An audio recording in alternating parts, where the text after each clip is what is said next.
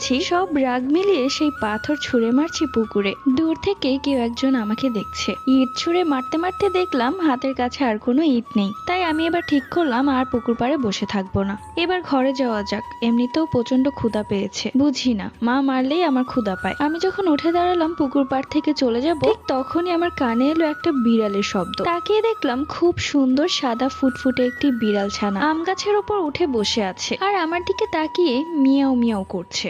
ভারী সুন্দর বিড়াল, এত সুন্দর বিড়াল এর আগে কখনোই দেখিনি। এই বিড়ালটা এখানে কোত্থেকে আসলো? এটা কি অন্য কারো বিড়াল? আমি এক পা দুপা করে আম গাছের দিকে যেতে লাগলাম। বিড়ালটাকে যেভাবেই হোক ধরতেই হবে। যখনই আমি হাত বাড়ালাম বিড়ালটাকে ধরার জন্য, তখনই দেখলাম বিড়ালটার মুখের আকৃতি কেমন যেন হয়ে গেল। কেমন যেন বিড়ালটা কপাল কুঁচকে ফেললো আর আমার দিকে ভয়ঙ্কর দৃষ্টিতে তাকিয়ে আছে, যেটা দেখে ভয়ে দৌড়ে বাড়িতে চলে গেলাম। গিয়ে দেখলাম মা ঝাড়ু হাতে দাঁড়িয়ে আছে। রে, আর রাগ করে থাকা গেল না নাকি? ক্ষুধা পেয়ে গেছে? তখন আমি হাঁপাতে হাঁপাতে মাকে বললাম একটা বিড়াল দেখেছি, বিড়ালটা খুব ভয়ঙ্কর। কিন্তু মা আমার কোনো কথাই বিশ্বাস করলেন না। এরপর খাওয়া দাওয়া শেষ করে রাতের বেলা আমি ভাবতে লাগলাম সেই বিড়ালটার কথা। মনের মধ্যে একটা খটকা লাগছে, বিড়ালটা কাদের? এই বিড়ালটাকে তো এর আগে কখনো দেখিনি। আমি যেখানে ঘুমাই সেখানে একটা জানালা আছে আর সেই জানালা দিয়ে পুকুর পাড় একদমই কাছে। তখন জানালাটা খোলাই ছিল। হঠাৎ করে আমার কানে এলো সেই বিড়ালের শব্দ। মনে হলো সেই বিড়াল ছানাটা জানালার পাশেই বসে আছে। আমার আবার অত সাহস নেই যে গিয়ে দেখবো যে কি হচ্ছে, ব্যাপারটা কি। আমি এক পা দুপা করে সামনের দিকে এগুতে লাগলাম।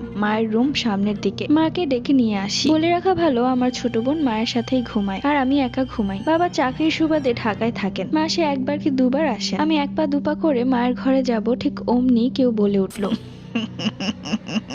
শব্দটা শোনা মাত্রই আমার হৃৎপিণ্ড যেন এখনই বেরিয়ে যাবে। কোনো রকমে ঘুরে জানালার দিকে তাকিয়েছিলাম, দেখলাম সেই বিড়ালটা জানালার পাশে বসে আছে আর আমার দিকেই তাকিয়ে আছে। তার চোখ দিয়ে যেন আগুন জ্বলছে। আর এই বিদঘুটে হাসির শব্দটা আর কেউ না, সেই বিড়ালটাই করছে। ভয়ে আমার গায়ের লোম দাঁড়িয়ে গেল। এটা কি করে সম্ভব? একটা বিড়াল কি করে এভাবে হাসতে পারে? তাহলে কি এটা কোনো বিড়াল না, বিড়ালের রূপ ধরে কেউ? এসব ভাবতে ভাবতে কিছুটা অন্যমনস্ক হয়ে গিয়েছিলাম। যখনই ঘোর কাটলো তখনই তাকিয়ে দেখলাম সেখানে কেউ নেই। এরপর যা হওয়ার তাই, চিৎকার করে বাড়ি মাথায় উঠিয়ে ফেললাম। দৌড়ে এলেন মা আমার রুমে। আমার চিৎকার চেঁচামেচিতে আমার ছোট বোনেরও ঘুম ভেঙে গেছে, সাথে মনে হচ্ছিল পাড়া প্রতিবেশীরও ঘুম ভেঙে গেছে। এরপর থেকে শুরু হলো ঝাড়ফুঁক করা। সকাল থেকে কবিরাজের